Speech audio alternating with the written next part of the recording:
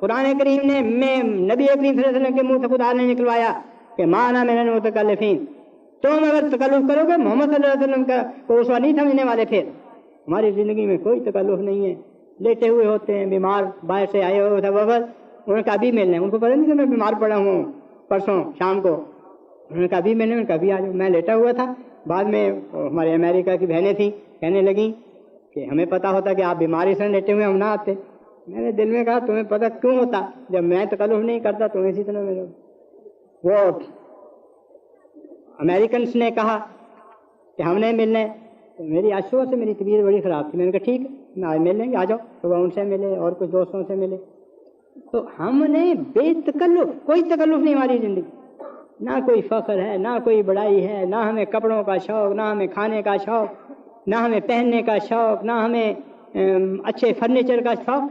ہمارے دل میں صرف ایک شوق ہے، اور وہ یہ شوق ہے کہ ہر دل میں خدا کی محبت پیدا ہو جائے، محمد صلی اللہ علیہ وسلم کا عشق پیدا ہو جائے. ہم یہ دعائیں کرتے ہیں خدا تمہیں دنیا کی دولتیں مبارک کرے. جو دولت ہمیں مل گئی روحانی، اس کے مقابلے میں ہم یہ سمجھتے ہیں، ہمیں پاگل کہنا چاہو کہہ لو، لیکن ہم سمجھتے ہیں کہ خدا تعالیٰ کے پیار کے مقابلہ میں دنیا کی یہ دولتیں اور دنیا کی یہ سیاسی اقتدار کوئی چیز ہی نہیں رکھتی. ہم لاشیں مانگتے اور اس نے اپنا پیار دے کے ہمیں سب کچھ دے دیا، اس کی خاطر ہم کرتے ہیں. ہم باہر جاتے ہیں، وقف عارضی کی میں بات کر رہا ہوں، اپنے بھائیوں سے نہ جان نہ پہچان مسجد میں چلے جاتے ہیں، بیٹھ جاتے ہیں دو آدمی، جو کھانے کو ملتا ہے میں نے کہا ان سے کھانا نہیں کھانا، اپنا کھاؤ. تو کئی آتی ہیں مثالیں، روٹی پکائی تھی جل گئی، جلی روٹی کھا لی. نہیں آتی روٹی پکانی، روٹی نہیں پکی چنے کھا لیے،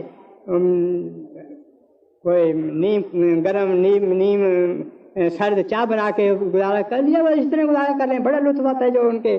میں نے کہا تم نے مہمان نوازی نہیں قبول کرنی، اللہ کے مہمانوں واپس طاقت دے گا.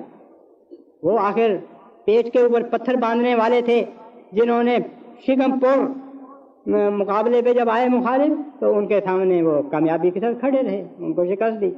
میدان بدل گیا، کوئی شک نہیں اس میں. اس وقت توپ اور تفنگ اور ایٹم بم کی جنگ مذہب کی جنگ نہیں ہمارے نزدیک.